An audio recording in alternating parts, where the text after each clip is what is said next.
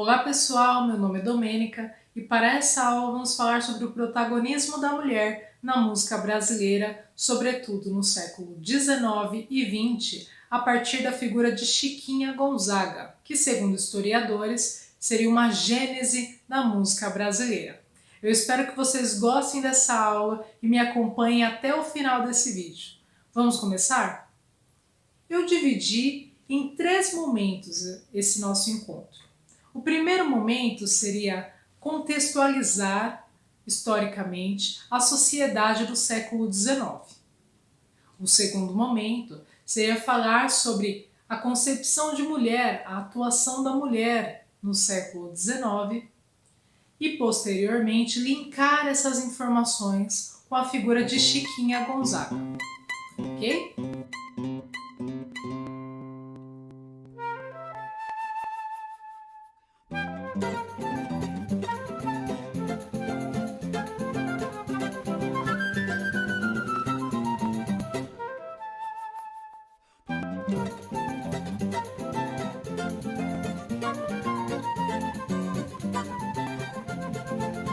No que diz respeito à sociedade do século XIX, podemos observar grandes mudanças na configuração social. De modo geral, este período é marcado pela reorganização da sociedade e do modo de vida urbana. Vamos começar? Bom, neste ponto podemos destacar algumas referências ou temáticas a fim de discutir nessa aula, como as influências da corte imperial sobre as artes e a cultura do país, a política e o conceito de família sobre o papel da mulher. Vamos iniciar falando um pouquinho sobre o contexto social das artes, sobretudo na música. No século XIX, podemos observar grandes influências europeias por conta do processo de colonização de Portugal para com o Brasil. No início do século, a corte imperial vem para o Brasil, mais especificamente para o Rio de Janeiro, e por não se identificarem culturalmente com o país, decidem remodelar a sociedade, usando o Rio de Janeiro como modelo de civilização para as demais regiões do país. Isso afeta diretamente toda a configuração social. A corte imperial propôs os melhores hábitos de civilização, introduzindo produtos culturais da Inglaterra e França. Uma das grandes artes admiradas pela corte era o teatro, e servia como contraste à sociedade local. Como assim? Num período em que o processo de escravização ainda era presente, tínhamos nas ruas então a cultura francesa com teatros, músicas, versus a realidade escravista do país, que finda apenas no final do século XIX, com a abolição da escravidão. Esse processo naturaliza as diferenças sociais, trazendo para os dias de hoje, no século XXI, por exemplo, podemos observar que ao andar nas ruas, nós temos vários tipos de contextos sociais, de classes sociais convivendo no mesmo espaço, com realidades totalmente distintas, como aconteceu no século XIX. Pois bem, o consumo das artes no Império era em suma de obras do período clássico, lembrando muito a sociedade francesa e os costumes, festas, celebrações do início do século faziam parte dessa nova construção social, que resultou posteriormente na classe burguesa, que vamos tratar daqui a pouco. Na música, temos a realização de óperas nos salões do palácio e demais músicas que lembravam o período clássico, essas então consideradas eruditas e civilizadas. Porém, existiam músicas feitas fora do palácio, consideradas de baixo valor social e interpretadas pela população local. O que acontecia então com os músicos daquele período? A classe de músicos precisou se moldar aos gostos da corte imperial. Por conta própria, muitos músicos estudavam as grandes peças e acabaram assimilando a cultura europeia, a fim de interpretar as inúmeras obras com o melhor de sua erudição. Isso garantiu seus empregos. Mas alguns músicos, em contrapartida, não se adaptaram à assimilação da nova cultura e concentraram-se em seus estudos na música feita por influências indígenas e africanas, originalizadas no próprio país, Brasil.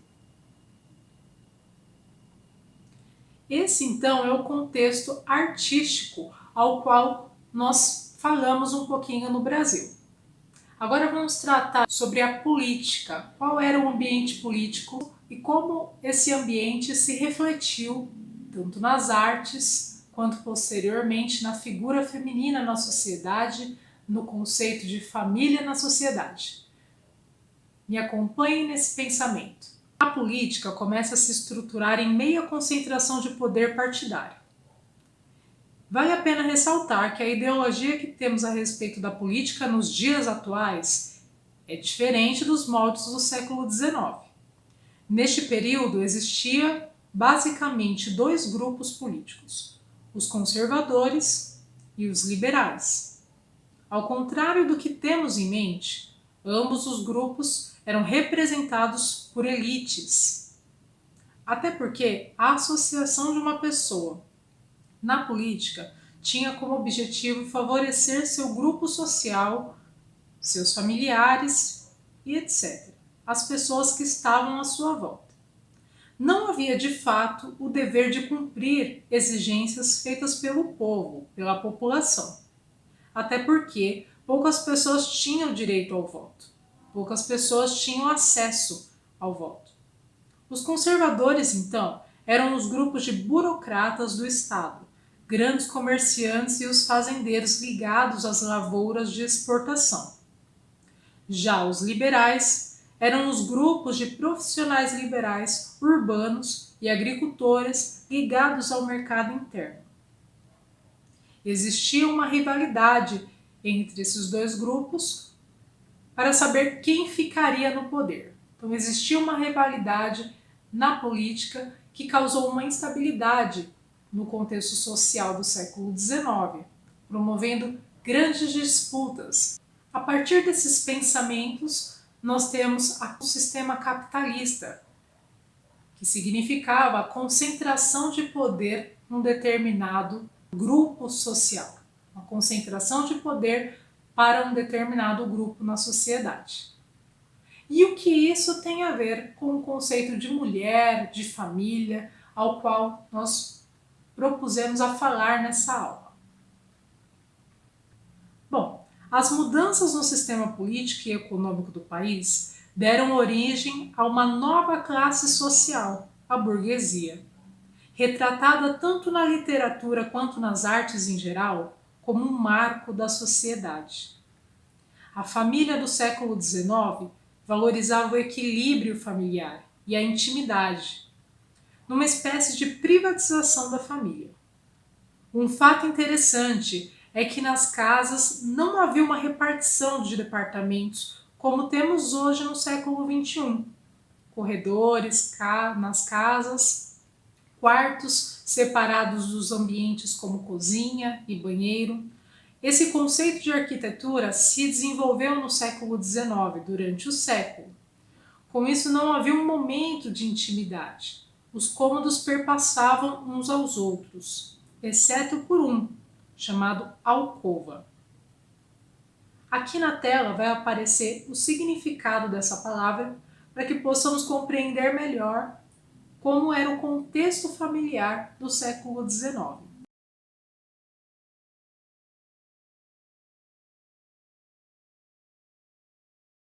Frente aos parâmetros sociais, uma boa família urbana era a que melhor se apresentava à sociedade nos moldes de plena moralidade, sendo protagonistas a figura masculina, paterna e provedora, a mãe cuidadora do lar, dos filhos e também do seu matrimônio conjugal.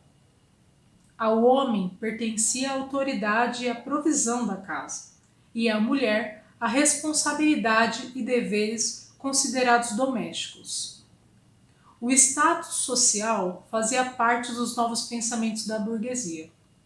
Mostrar o seu valor e reverência ao que se considerava ordem e civilização.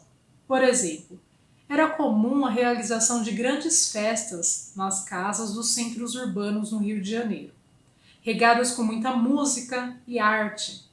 Nesse mesmo ambiente, a mulher era observada pela sociedade ao seu redor, pelas pessoas à sua volta, e até mesmo poderia ser criticada caso não se encaixasse nos padrões pré-estabelecidos, segundo os costumes do século XIX. Então, vemos aqui um pouquinho do contexto familiar, a intimidade, a privatização da família, o que acontecia dentro da casa permanecia naquele lar e externamente existia um status social ao qual deveria ser mantido pela figura normalmente feminina.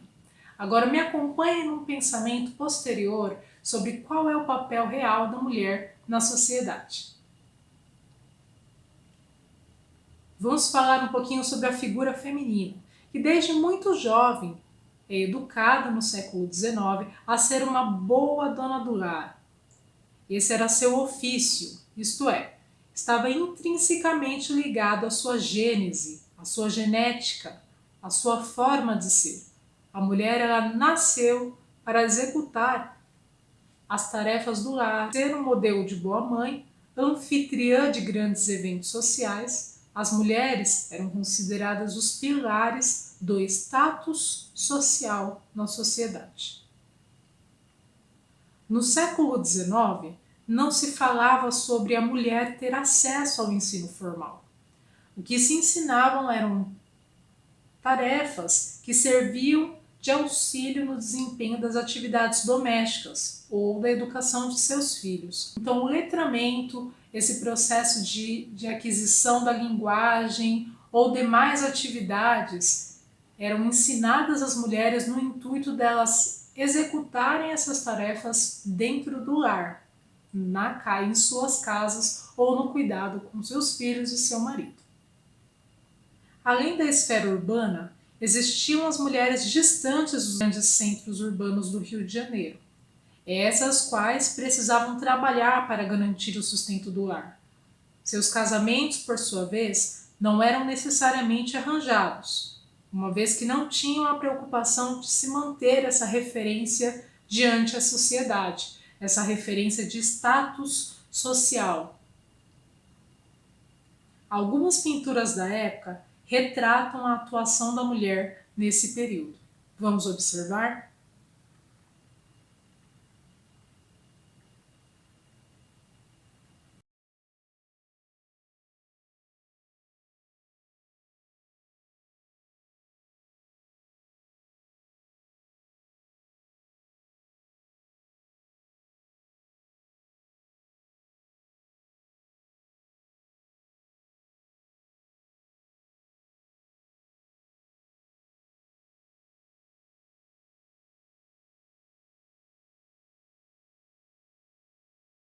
Agora que falamos um pouco sobre a figura feminina, tanto na sociedade, um pouco da política que permeava o século XIX, vamos tratar sobre uma figura feminina que marcou a história da música brasileira. Me acompanhe nesse pensamento. Francisca Edviges Neves Gonzaga, mais conhecida como Chiquinha Gonzaga, nasce no Rio de Janeiro durante o segundo reinado, sob a posse de Dom Pedro II.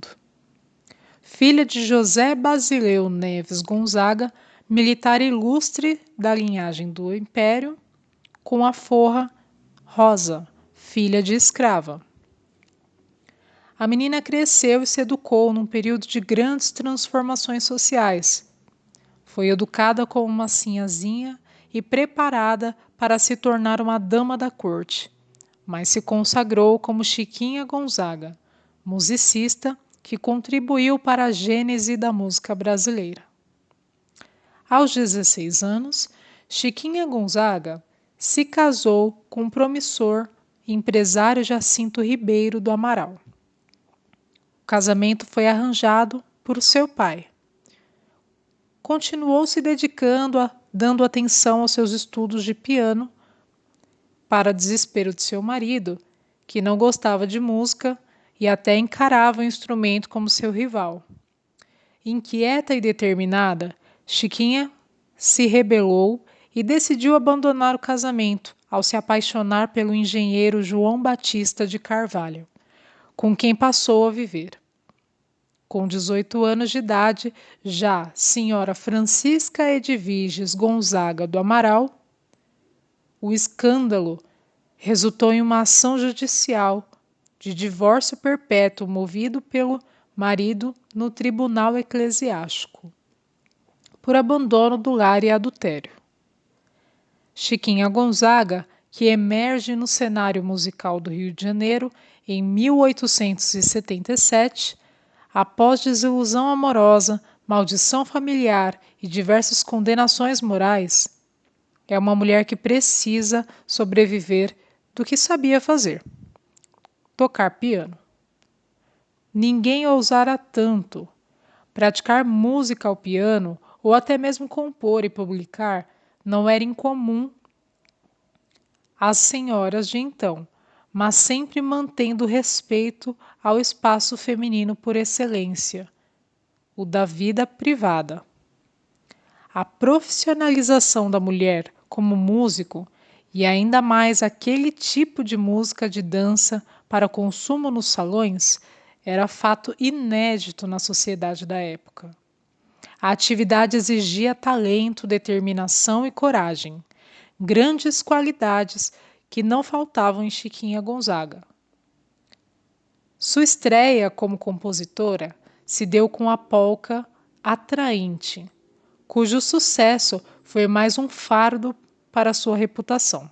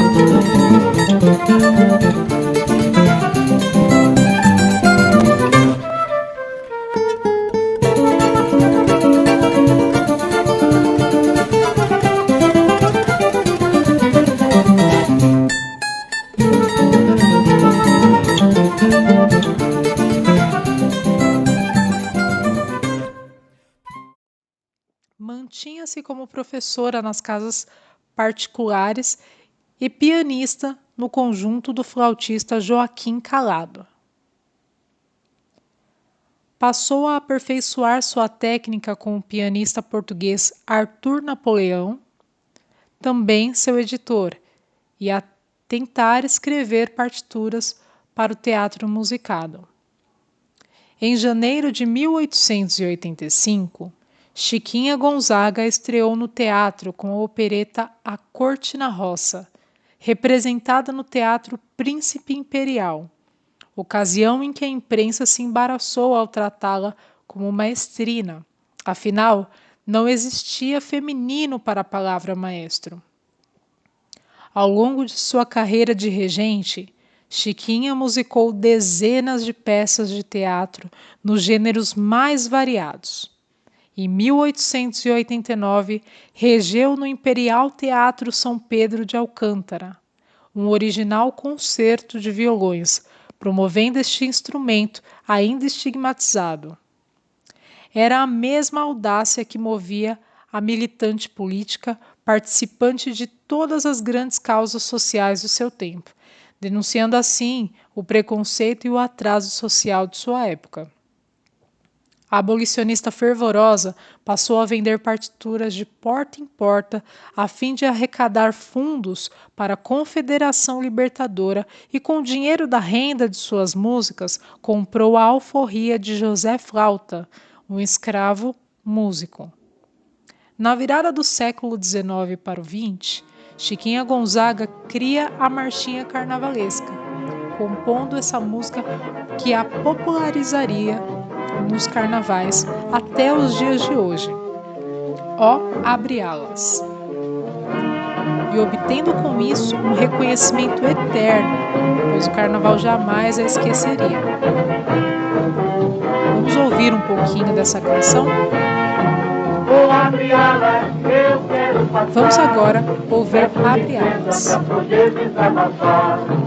A jardineira abandonou meu jardim, porque a rosa resolveu passar de mim. A jardineira abandonou meu jardim, porque a rosa resolveu passar de mim. Vou abrir alas que eu quero passar, peço licença pra poder desabafar. A jardineira abandonou meu jardim, porque a rosa resolveu passar de mim. A jardineira abandonou meu jardim, porque a rosa resolveu passar de mim. Eu não quero a rosa, porque não a rosa que não tem espinhos. Prefiro a jardineira carinhosa. Chiquinha então conhece aquele que iria se tornar o seu companheiro até o final da vida, o jovem português João Batista Fernandes Lage. Mais tarde, João Batista Gonzaga. O nome da compositora esteve também envolvido em escândalos, desta vez político, quando seu tango Corta Jaca foi executado no Palácio de Catetê, em 1914. Neste ano, a música de Chiquinha Gonzaga foi executada em uma recepção no palácio. Era a primeira vez que ouvia-se música popular brasileira em um salão nobre. Nem todos apreciaram. Os jornais comentaram muito. No Senado, Rui Barbosa discursou, dizendo: machixe era a dança mais chula, baixa e grosseira de todas as danças selvagens, irmã gêmea do cateretê, do batuque e do samba. Como autora de músicas de sucesso, sobretudo pela divulgação nos palcos populares do teatro musicado, Chiquinha Gonzaga sofreu exploração abusiva de seu trabalho, o que fez com que tomasse a iniciativa de fundar, em 1917, a primeira sociedade protetora e arrecadadora de direitos autorais do país, a Sociedade Brasileira de Autores Teatrais. Chiquinha Gonzaga, aos 78 anos, teve seu trabalho reconhecido tanto em vida, festejada pelo público, pela crítica, uma personalidade que até os dias atuais é estudada por compositores brasileiros, como a gênese da música brasileira, por misturar a música estrangeira e nacional e redefinir o caminho da música brasileira. Através do lido a partir da biografia de Chiquinha Gonzaga por Edinha Diniz, 2011. Mulher e mestiça, enfrentou todos os preconceitos da sociedade patriarcal e escravista para se firmar como pianista, compositora, regente e, por fim, líder de classe em defesa dos direitos autorais. Chiquinha Gonzaga deixou seu exemplo de luta pelas liberdades do Brasil. Essa foi a nossa aula sobre o protagonismo da mulher na música brasileira no século XIX no Brasil. Eu espero que você tenha gostado e assistido até o final, me acompanhado até o final desse vídeo e também deixo algumas reflexões para vocês. Para nós, quais são as nossas referências de mulheres na sociedade? Quais são os papéis que essas mulheres desempenham na sociedade do século XXI? Será que essas características do século XIX se refletem e cabem na nossa sociedade? Bom, vou deixar essa questão no ar. Muito obrigada por terem me acompanhado até o final desse vídeo e até um próximo encontro.